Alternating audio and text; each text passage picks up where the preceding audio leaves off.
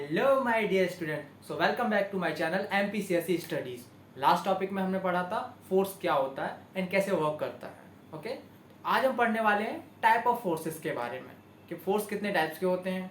Okay, so first one is balanced force and second unbalanced force. So start करते हैं। First one is balanced force. तो आइए देखते हैं बैलेंस्ड फोर्स क्या होता है।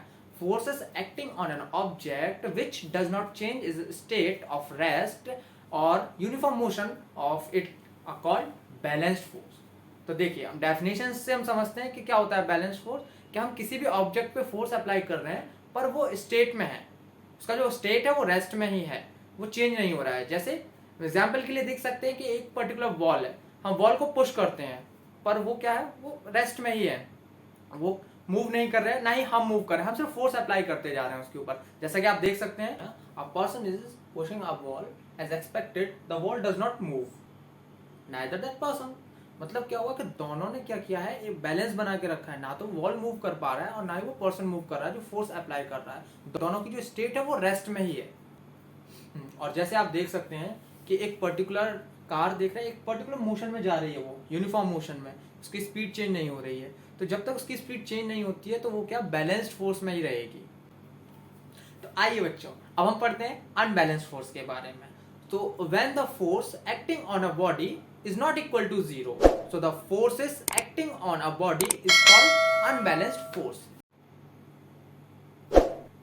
तो बच्चों देखते हैं कि रिजल्टेंट फोर्स या नेट फोर्स क्या होता है। तो देखिए, रिजल्टेंट फोर्स का मतलब होता है कि एक पर्टिकुलर ऑब्जेक्ट है, उस पर जितने भी फोर्स अप्लाई किए जा रहे हैं, एक पर्टिकुलर ऑब्जेक्ट के ऊपर जितने सारे फोर्स अप्लाई किए जा रहे हैं उसको हम बोलते हैं रिजल्टेंट फोर्स। इट मींस कि sum of all forces which is acting on a particular object.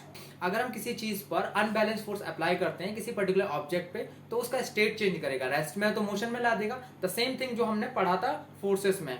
और अगर कोई चीज मोशन में है तो रेस्ट में आ जाएगी, रेस्ट में है तो वो मोशन में आ जाएगी। और अगर वो यूनिफॉर्म मोशन में है, कोई चीज यूनिफॉर्म मोशन में, जैसे एक कार है वो मूव कर रही है 80 किलोमीटर पर आवर की स्पीड से, तो वो चेंज हो जाएगा 60 या 40 हो जाएगा या 100 भी हो सकता है। मतलब वो यूनिफॉर्मली नहीं रहेगा, वो चेंज होता रहेगा विद द टाइम।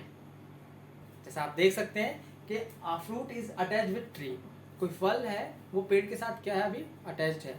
जैसे ही वो नीचे की तरफ आएगा तो उसके ऊपर ग्रेविटेशनल फोर्स वर्क करेगा, तो उसका जो डाउनवर्ड वैल्यू है, डाउनवर्ड फोर्स वैल्यू है, वो क्या हो जाएगी, वो इंक्रीज हो जाएगी। तो हम देख सकते हैं कि अनबैलेंस फोर्स में दोनों तरफ की फोर्स इक्वल होनी चाहिए। यहाँ पे फोर्स की वैल्यू चेंज हो गई है, यहाँ पे डाउनवर्ड फोर्स की वैल्यू चेंज हो जाएगी, तो ये क्या हो जाएगा, अनबैलेंस फोर्स की कंडीशन में आ जाएगा। तो बच्चों हमने लास्ट वीडियो में भी देखा था कि जब एक बॉलर बॉल थ्रो करता है बैट्समैन की तरफ एंड बैट्समैन बॉल को हिट करता है, तो हिट करते हुए बॉल जब बाउंड्री की तरफ जा रहा होता है तो कहीं ना कहीं उस पर air resistance and other forces apply हो जाते हैं, जिसकी वजह से वो सिस्टम भी क्या रहता है, अनबैलेंस फोर्स में ही रहता है। तो बच्चों आज हमने सीखा कि बैलेंस फोर्स क्या होता है, अनबैलेंस फोर्स क्या होता है।